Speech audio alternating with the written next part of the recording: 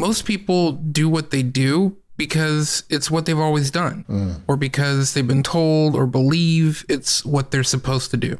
I mean, we rarely take the time to examine our lives and really ask what it is we actually want, because it's easier to just keep doing what we're doing than it is to change, even if that change means a greater level of happiness and freedom in the future.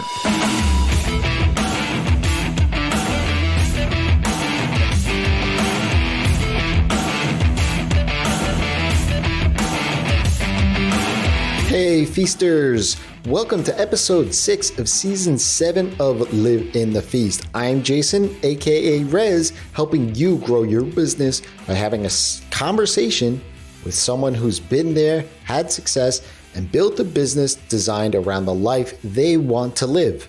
That's Live in the Feast. If this is your first time listening, hit that subscribe button so that you get notified every time a brand new episode drops. Live in the Feast is in your podcast app of choice, and if it isn't, let me know and I will get it there.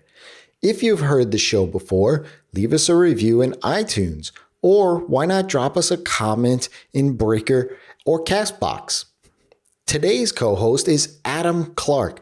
I've known Adam for a number of years, and like myself, he's a family man, loves talking with other entrepreneurs, and lives the life of his own design. Adam is the founder of Podcast Royale, and full disclosure, he does all the amazing work that is behind the scenes of this podcast. Once it has been recorded, Adam takes over. He does his magic to make me and the co-hosts of this show sound amazing. Pretty much everything after I press stop on the recording, including the show notes, music, slicing and dicing of the show, that's all Adam. Adam has worked in the podcast space for a long time, and in fact worked at Apple for a number of years back. We dive in a little bit into that in this episode. He is the go-to resource for me when it comes to podcasting. And when I shared the idea of this season with him, we started talking about our own philosophies and putting things into practice. I had to push pause on that conversation because it was that good. I wanted to have him on the show and share all of his great insights with you. In this episode, we dive into being in a space where you are intimately familiar with will allow you to stand out and contribute even more value to your client. We talk about founder market fit and why it's really important for service-based and productized businesses. And then we also talk about our values and how that plays into this as well as your ideal client evolves, and it will. This is a great one. So here's Adam and myself talking ideal clients.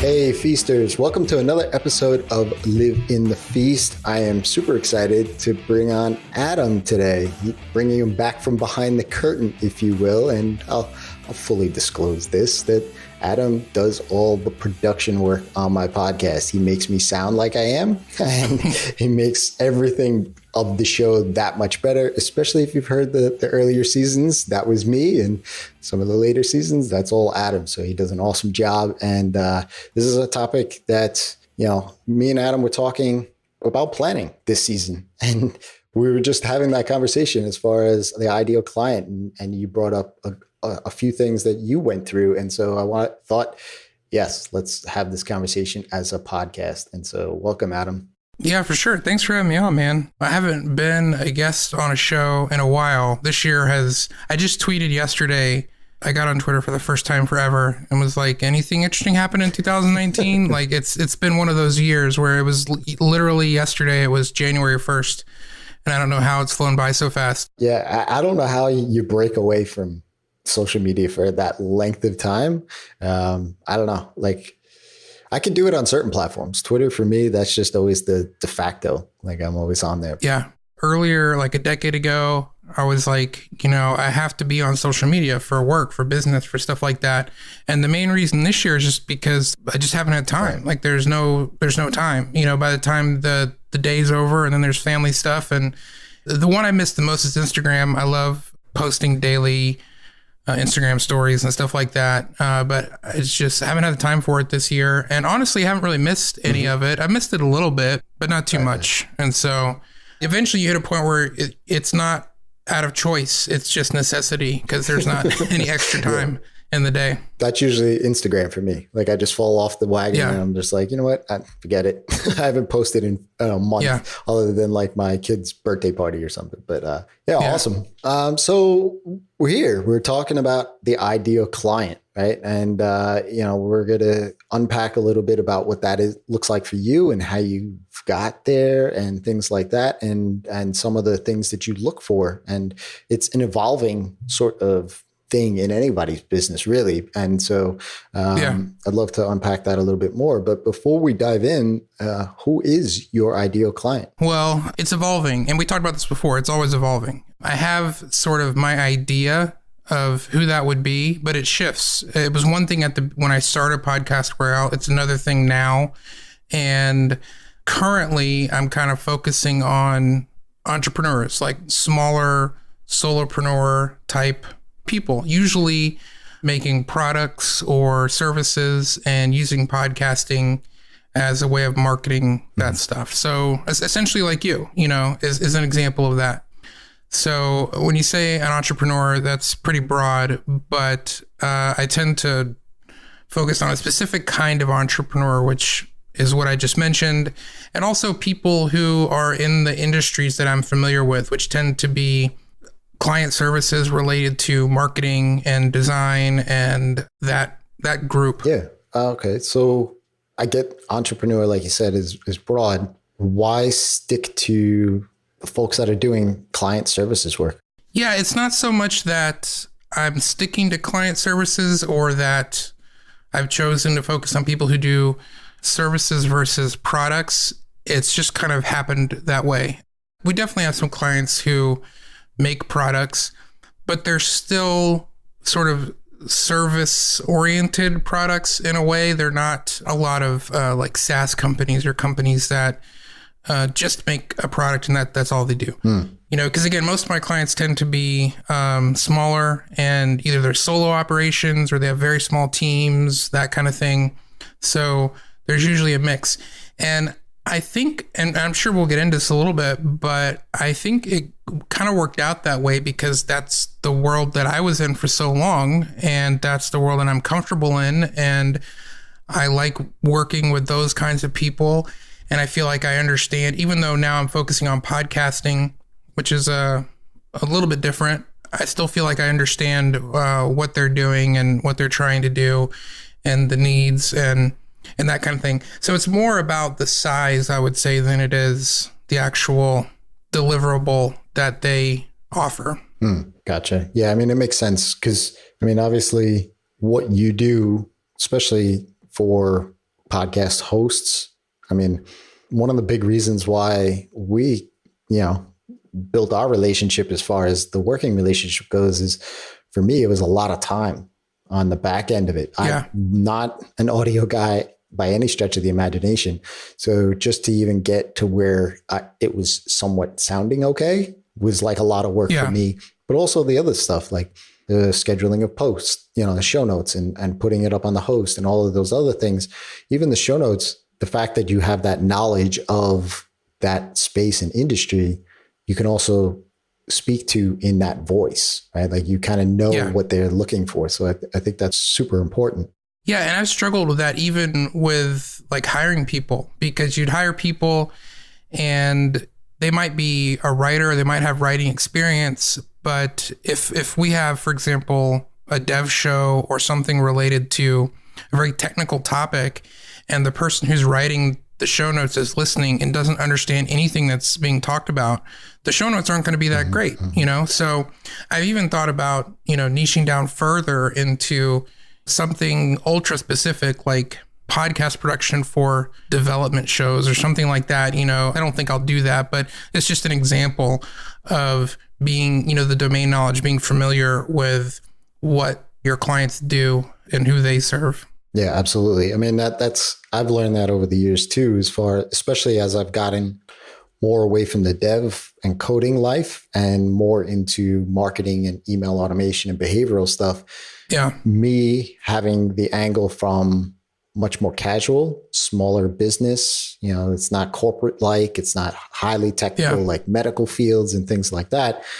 That language for me has always been easier for me to come by and understand and craft for my own clients. And those are my clients. They're not those technical professionals, those medical doctors and, huge corporations. While I did work for those things in the past, it's not now. So I think one of the things that we talked a little bit about, and we were talking about like product market fit. You hear that a lot, right? Like what product market fit, but you brought up a good point about founder market fit.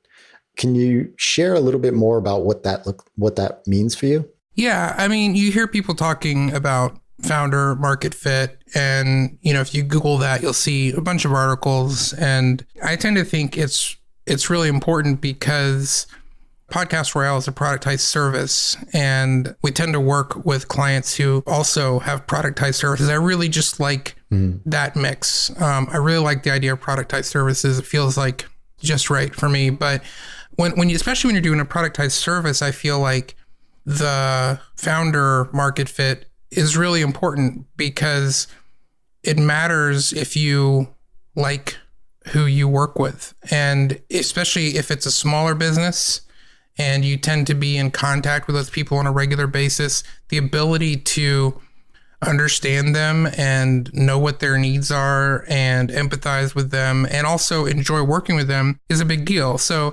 I think it's true that those things aren't always necessarily the most important things, but it comes down to what you want. I mean, like I've constantly been given the advice to move up market, like find companies that have more money to spend, focus on customers who have bigger budgets and all that kind of stuff.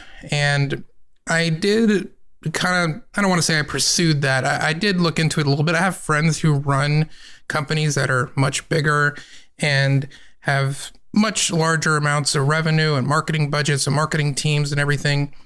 But for me, it just came down to the fact that I didn't enjoy working with those businesses. I didn't enjoy as much, like you say, the process of working with a large marketing team and all that comes with that. Sure, there is more money involved in that, but there's also other trade-offs, and I like working with smaller B2B businesses. And even more specifically, I just like the whole entrepreneurship category, like that lane, people like you, people like me, all our mutual friends that we interact with online and at conferences and meetups and stuff over the last decade. I just get a lot of energy and excitement out of this category of people. So it is a trade-off because I can't charge $5,000 a month, where I might be able to do that with larger companies. It affects pricing, which affects everything else about the business as well.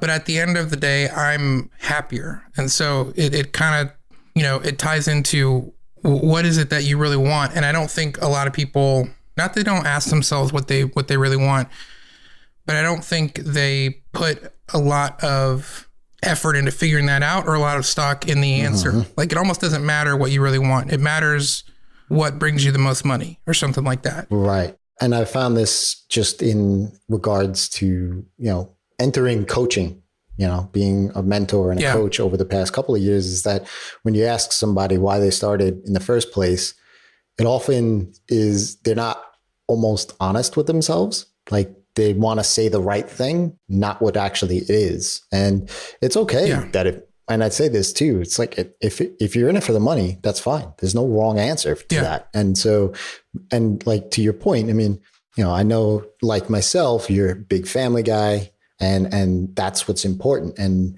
hearing just how you unpack that and keeping that front of mind, like, yes, you could go chase that $5,000 a month client and you could do an awesome job for them. But at the end of the day, if it's sucking the life out of you and taking up time away from your family and things like that, it's just not worth it. And I feel the same way.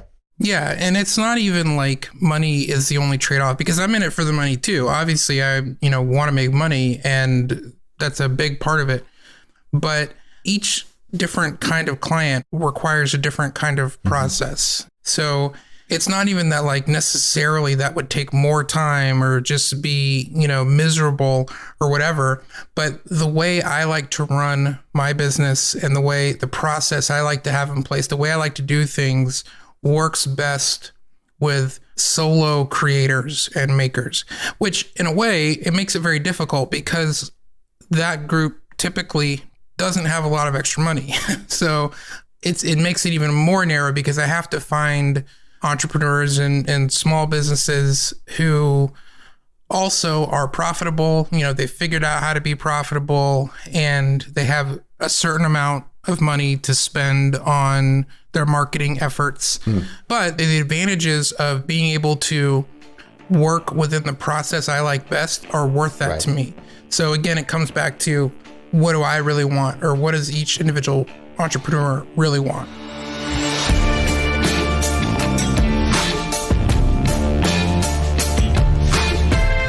Adam talks here about the nuance to his ideal client, namely the types of budgets that they have. It's a really smart insight into how well he knows his ideal client. He really has validated that type of client and worked within that space for such a long time that he's empathetic to their situation. But he also knows the value that his service brings to them. If you want worksheets and exercises and the ability to create the ideal client and precise solution to offer that client so that you can actually be that go-to resource and build a sustainable business, head over to feastacademy.com today. As a member, you'll get the processes and templates to not only figure out who your ideal client and services that you can provide for them, but you'll also learn how to figure out the price to put on those services that makes it a complete no-brainer for the client. That's why I want to invite you to check out Feast. By using the code FOUNDER, you get your first month for only $20. Look, Feast is the community and resource hub for developers and designers ready to get off that project searching hamster wheel and actually run the business that they set out to build. Feast helps position you in the market with what you do, who you help, and helps you build the processes and systems for client management, sales, marketing, delivery, and of course, pricing. Your business isn't the same as everyone else's, and this is where Feast differentiates itself from everything else out there. When you are a member of Feast, you get personalized guidance from myself.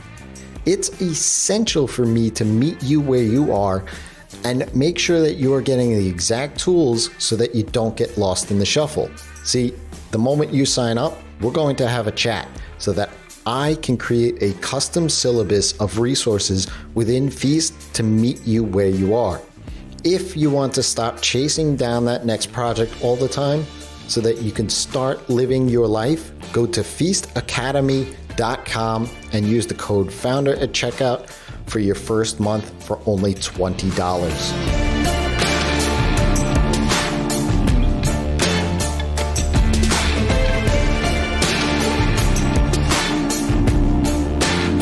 It's key here to point out that while you work with that specific kind of entrepreneur, like we've been talking about, but also it's the entrepreneur that realizes the value of a podcast, right? What they're doing already has traction. They have to recognize that.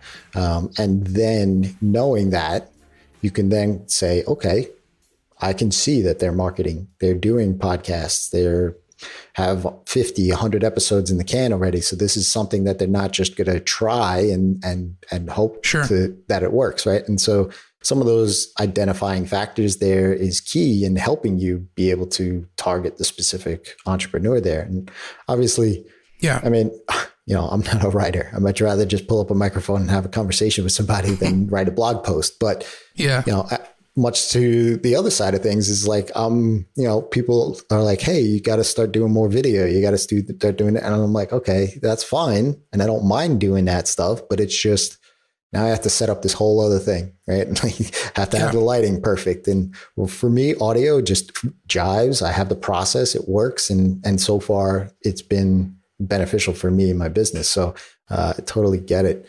Yeah. I mean, figuring out what it is you're offering and who it's really for. You've done whole seasons about this. I mean, it's really critical. And that's the thing is though, is it evolves because those things have changed for me from the beginning. You know, I initially thought I was offering one thing. And then like 6 months in, I talked to our clients and find out, well, none of them felt like that's what they were getting. They were all buying the service for a different reason. And so, you know, then I started to focus on that. And even that was a bit of a struggle. Like, is that really what I want to do? Is that what I want to be working on every day? Is that the value I want to offer? Or is there something different? And on one hand, it sounds like a great problem to have that you can think about what you really want to be doing rather than what you have to be doing. I don't mean to make it sound like there aren't parts of this that are just like, well, you just have to suck it up and do this because you need the clients or you need the money or whatever. There's certainly part of that to it, but it's cool to be able to think about a certain kind of value that I want to be able to provide and being able to focus on that. Mm-hmm. And so all these things are interconnected is what I'm trying to say. Yeah, absolutely. I mean, you know, when I was talking with Brian Castle, who was on last season, you know, he was saying like when he first started, you know, he was a designer. He knew that realm, right? And when he talked about Restaurant Engine, he was trying to build something with no domain knowledge. He was trying to solve a problem that he thought that they had. And once he realized that, you know, he could take the company so far because of that, he sold it. And then he's worked in his own domain of what he knows best. And it's totally like that whole founder market fit idea for me. I get product market fit, but for me, I feel like founder market is the place that you really have to understand. You have to be honest with yourself, really understand the market, where you're going to, and who you're going to serve. And then you can back into a product that serves that market. Yeah. You know, that's what, mutual friend Alex McClafferty, he talks about a lot of times is like, you know, talk about you, figure out what it is that's important to you and how the business that, not what you're doing, but the business, the type of business that you want to run, understand what that looks like. Yeah. And then figure out how a product fits into that. Yeah. Because what we're talking about here too are values, you know, and that's one of the biggest things, like alignment of values, that the people that you're going to be serving and working for, essentially, that you're aligned in all of these different areas. And it's not like you're thinking about all these explicitly when you're filling out documents or going through ideal client exercises or avatar exercises or whatever. But these are important things to think through so that when you're selling and when you're in these conversations, you can tell whether this client is going to be a good fit or not. And it's more than just whether or not they can afford it and whether or not they're willing to say yes, right. Which is where a lot of people find themselves. It's just they take whatever they can get, you know. But I find that a key element of being happy kind of day to day is that alignment of values and alignment of worldview. And that ties into the kinds of services you offer and the way in which you offer them. Then it's almost like an extension of your own business. You know, the biggest thing for me is it's like, I feel like I'm working with friends. I feel like my clients are my friends. They're people I would hang out with in real life. And for a long time I thought, well, that's just a pipe dream. That's unrealistic. You know, I can't expect to build a business where my clients are my friends. I mean, maybe to a certain level, but it could never scale. It would never be able to grow beyond a certain point. And maybe that is true. I don't know. But it's so far being able to work with the kind of people that I want to work with, people that I would call friends, has been worth it. So before we get into, because you brought up some of those exercises and things like, and I want to hear your input on those things. But before we do that, what would you consider your defining moment in life so far? Man, that's a tough one because I feel like I've had so many epiphanies in my life because I'm constantly in search of like self-discovery, you know, like who am I? What am I here for? And what is my purpose in life? Like I've been asking myself these questions since I was 6. So it tends to lead to a lot of like, quote, discoveries about oneself. So I feel like there are so many sort of defining moments, but I guess more recently, in the last 5 years or so, there were a couple things. And the first one, the more personal one, was when my youngest daughter was born. She's 4 now, but she was born. We were in California. I was working for Apple at the time, and it was a really dark time in my life. And she just brought this incredible joy. You know, it's hard to explain. It sounds super cheesy, and I have 2 older daughters too, so it's not like, you know, there was something different about this one. And I think what it made me realize in that moment was that happiness is achievable. That sounds kind of silly. Like, well, obviously happiness is achievable, but I feel like I'd just been in a period of just constant struggle for so long. It felt like, you know, this is just all there is. You know, it's constantly struggling to make the business work, constantly struggling to make relationships work and make your marriage work and make the finances work and all these things. And it was kind of just this moment of like, what's really important, you know, what really makes me happy and what doesn't, and that kind of thing. And the second thing related to that is around the same time, I was really asking myself this question of what is it that I really want? I've talked about this so much over the years on different shows and things, but related to the idea of happiness is, what do you really want? You know, what do you really want out of life? And realizing that if I was willing to ask that question and keep following the answer kind of wherever it went, I could end up somewhere that mattered to me, you know, that I could uncover something or a series of answers that would be meaningful, that I could reverse engineer a way to get there. And I think for me, what I ultimately wanted was freedom. And you could say you call it happiness, but for me, happiness and freedom are kind of interchangeable. Right. And so whether that's freedom to spend time with my family or pursue my interests or make things, create things, or just freedom to follow some rabbit trail of discovery and learn some new thing just because it was fascinating. You know, I really wanted to build a life that gave me that freedom. And I think most people do what they do because it's what they've always done, or because they've been told either directly or indirectly through cultural norms or whatever, but that this is what they should do. These are the options. They don't ever take time to examine their lives and ask, what is it that they really want? And then take the next step of figuring out how to accomplish that. Like, we all sort of daydream about stuff like that. Man, what if I could have this or could achieve that or live here or whatever? But we don't take those things seriously. You know, most people think about that stuff and then they go to bed and get up the next morning and go to their job, you know? It's not like we think about that and go, okay, well, how do I actually make that a reality? And then when you start doing that, you go, well, is that really what I want then? If I'm going to go after this, is that what I really want? And this isn't something that you just figure out. It's not a question you ask yourself and 3 days later, you got an answer. I thought about this stuff for a decade, you know, all through my 20s. I've got 2 months left of my 30s, and I feel like I still don't know what I want to be when I grow up, but it's only been in the last few years that I feel like I've been able to somewhat answer that question, like figure out what it is that I actually want, and then sort of a path of how I might get there. I remember driving down this road. I was leaving the office and I was just thinking about that question. Like, I'm not really happy right now. And my daughter, who was just born, has kind of made me realize how unhappy I was in that moment. So what am I really after? And we kind of romanticize those kinds of questions and leave them for movies and entertainment and stuff.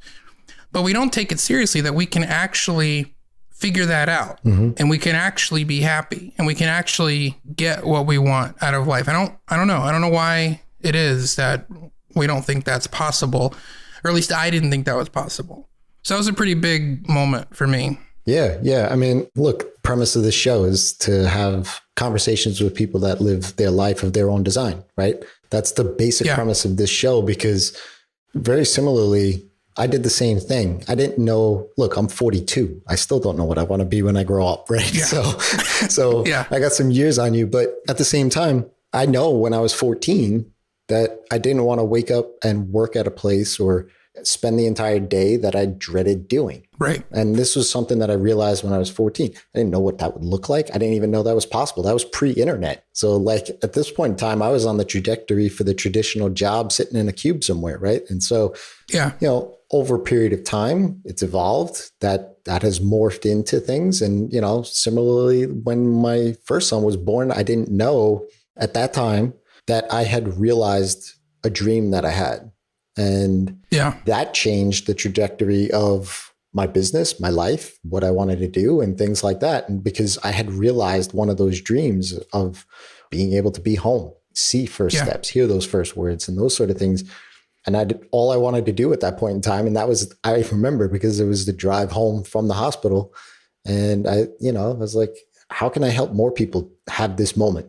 And I was like, well, I'm nobody special. I'm a developer. I can help other developers do what I did. It's not, rocket science. It's hard work. You have to put in the work. But I mean, that stuff, it's funny. Like, we kind of joke about like when we grow up sort of thing. But I mean, from time to time, things are going to shift, change, all that stuff. I mean, having two sons, with, your kids as well, like those point in times for me, like moments in time that have shifted my mindset, both times. Well, I think too that, like I said, it takes having experiences. That's the other thing. It's like, I used to do that. I'd be like, maybe specific to business, one of my freelance businesses or something, what do I want this thing to be?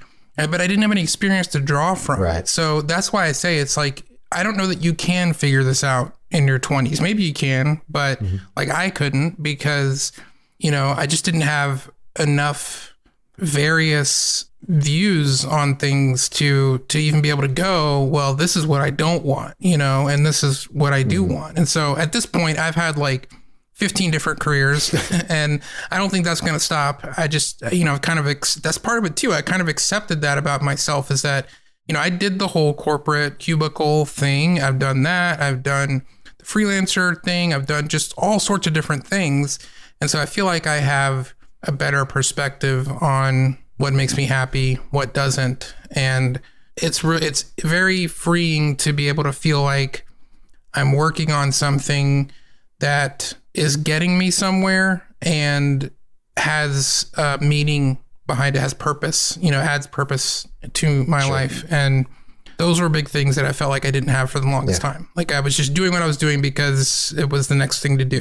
There was it wasn't getting me anywhere. Yeah. I mean, I think, to sum that up is like, I think a lot of people, they don't give themselves permission to be there. Like they get those pressures to do the traditional, hey, I have to sit in a cube, or I have to take on my father's business, or, there's some, traditional legacy norm that they have to follow and such. And so when people romanticize, like you said, about what is it that they want and how do they want their lives to look, they don't give themselves permission to be that way. Right. So that's why they do shelve it and they say, okay, that's good for the movies. It's not good for me. Well, that's even like Tim Ferriss talks about, asking the question, what's the worst that could happen? Like, what is it that you're afraid of? And then logically follow that out to its natural end. And often you realize that, okay, the worst that could happen isn't really that bad. Right. We just assume that if you take this leap or you do this thing, the worst that could happen is everybody dies or something. And it's not really, maybe you go bankrupt, and maybe for some people that would be a horrible thing. I don't know, but it's probably not even that, is what I'm trying to say. The worst thing that could happen is actually not that bad, but we only know these things if we actually think about them. And like you said, give yourself permission to go there and process all of this and try things and experiment. And I just think most people don't do that because it's hard. Right. It's hard work. I don't know if it was Joe Rogan. Someone said accomplishing that kind of stuff takes a lot of discipline. Mm-hmm. And I think most people would rather trade, like future happiness and freedom for momentary comfort. It is easier to just keep doing what you've been doing because that's what you know. And the paycheck is arriving every 2 weeks or whatever, whatever the thing is that it's easier just to stick with that, even if you're not happy. But if you have the discipline, then you can accomplish the thing that you want to accomplish, whatever that may be, and be much better off down the road. But it is scary and it is really hard work. Yeah, no, 100% agree. So we touched a little bit about the customer avatar exercises and things like that. Did you do any of that sort of thing when you were thinking about Podcast Royale and in the initial stages, or even maybe after a year or two of it being out and about, you say, hey, look, maybe I could focus in, maybe there's an exercise or some method that I could put myself through to get that ideal client? Yeah, I did those. There are a bunch. And if you're like me, you have purchased a million online courses around topics like defining your audience and building your business and growth and all that sort of stuff. And every single one of them has some sort of customer avatar exercise or whatever. I mean, I have my own forms that I have clients go through about kind of identifying an ideal listener and figuring out what success looks like for a podcast. So I definitely went through those things, and I think they're useful to do. When I launched Podcast Royale, I had an idea of who the client would be, and that's sort of how it's ended up being. But I think that's only because this isn't my first time launching a business. You know, I've done this multiple times before and in multiple venues, like multiple verticals, if you will. And so I kind of already had some ideas about that. But I think they're really useful in, especially if you haven't done them before, but also in broadening your horizons a little bit to what the possibilities are. And I found usually what works better for me is almost working from a negative. Like a lot of people have a really hard time answering the question, what do they want? Or who is their ideal customer? And I find that they have an easier time answering what they don't want or who they don't want to work with, and then start there. And then framing who you want to work with with different words, like what would success look like? What would success look like for your podcast? What would success look like for your business? You know, a year from now, it's successful beyond your wildest dreams. What are you doing that day? Specifically, what are you doing that day? What do you spend your typical day doing? Who are you working with? And you have these conversations. I'll have these conversations with clients, and they'll just be talking and they'll say something. And I'm like, that's it right there. You just said what you want. And they're like, yeah, I guess that's true. You know, but when I ask them, what is it that you actually want? Or what are you actually trying to achieve? They have a hard time answering that. But just getting them talking about something like that oftentimes will arrive at the same conclusion. Right. Yeah, no, I love that. I mean, anytime I've altered my ideal client or shifted or pivoted or whatever you want to say, it's always been off of the back of a negative. Yeah. I never really thought about it until this season, to be honest with you, when I was like, what exercises have I done? Right. Like, you know, when we first started talking about, you know, what the season was going to look like, you know, I looked back on the pivot points. Did I do an exercise? Did I think about certain things? Like, what could I do so that when, you know, I can have folks like yourself come on the show, like I could relate, right? Or, you know, ask pointed questions in a way. And so it's funny how knowing who you don't want to work with is so much easier than trying to figure out who you do want to work with. Because I think in my own head, it's so finite. Like I can pinpoint exactly the type of person, the type of project, the type of things I don't want to do. But yet when I think about who I potentially want to work with, that is like the horizon, right? Like, I don't know who's out there. Like I could kind of maybe think about some of the things, but it doesn't really pinpoint exactly who. But once you do the negative work or the negative characteristics, then you have red flags, right? And that's kind of how I look at it. Is like, okay, well, if they start ticking off some of those red flags, then I know that that's not going to work. So I think that was helpful for me in the initial stages to identify those red flags. And it sounds like the same thing for you. I mean, I don't know why, but it always does seem to be easier to focus on the negative. For those of you out there who are married and have had a fight with your spouse, not that I've ever gone through that in 13 years of marriage, we've never fought, but, you know, you remember those things. You tend to remember those things a little more than sometimes the positive moments. And the same thing is true with like work. It's like you get a day off and you don't know what to do with yourself, but you're just happy that you're not working. So the point is, it doesn't really matter how you get there. You know, the point is to get there, to figure out what it is you really want, who it is you really want to work with, what it is you really want to offer. And sometimes approaching that from negative experiences, like you said, it adds a lot of contrast. It makes it pretty clear what those things are, who those people are, etc. Yeah. So before I let you go, what's up next for the next 6, 12 months? I think the next phase for me is to really focus on customer acquisition, which is a fancy way of saying sales. Right. So I've never been great at sales. I've always relied on referrals. My first freelance business as a web designer was all referral from day one. And it was great that I was able to make an income based off referrals. But it was super nerve-wracking because you never knew. You're at the mercy of someone emailing you. And you also end up taking on work you don't really want to do because it's all that's available at the moment. And then somewhere along the line, I discovered recurring revenue, which is the greatest thing ever. I don't know why it took 20 years to discover that. And it's been amazing. But even with recurring revenue, it's easy to just get into the daily rhythm of meeting your deliverables and deadlines. And the point is, if you're not selling, if you're not reaching out, doing reach outs, if not on a daily basis, then, you know, a regular basis, you're not going to grow, you know, and then you lose a client or two and you find yourself back in the feast or famine kind of thing. And so the big thing for me is figuring out how to do more sales work and growing those skills, because I'm not great at that, but it's just like anything else. You can learn that, you know, and it's kind of finding the time and dedicating myself to actually doing that.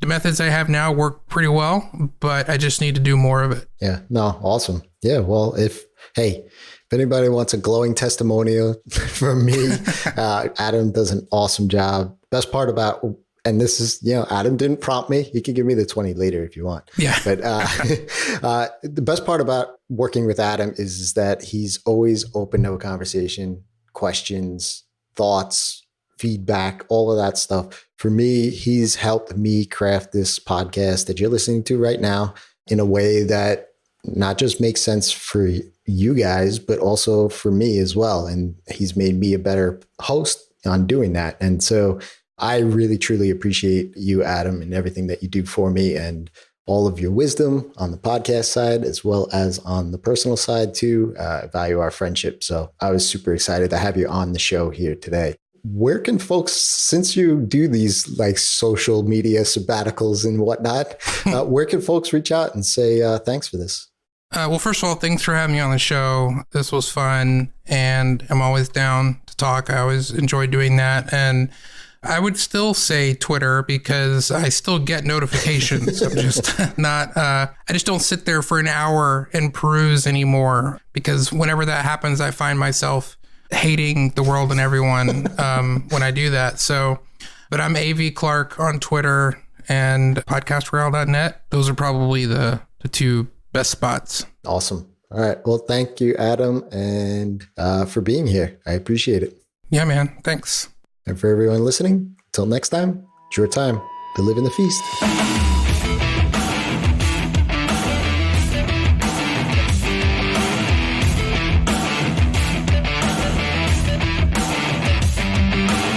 If you enjoyed today's episode, I could speak for both Adam and myself by saying that we'd love to hear the one takeaway that you got from this episode.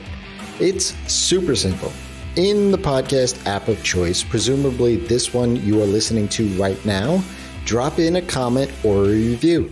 Or go ahead and share it in a tweet and tag me at Rez, that's with 3 Z's, on Twitter. Don't forget to also hit that subscribe button so that you'll be the first to listen in next week when we'll be back with Paul Sokol. Paul has built a business around automation in Infusionsoft. Well, now Keep, I guess. But he also has a business built around event marketing. And we're going to talk about how he's overcome some of the misconceptions in the event industry and validating the avatar as well. Till then, it's your time to live in the feast.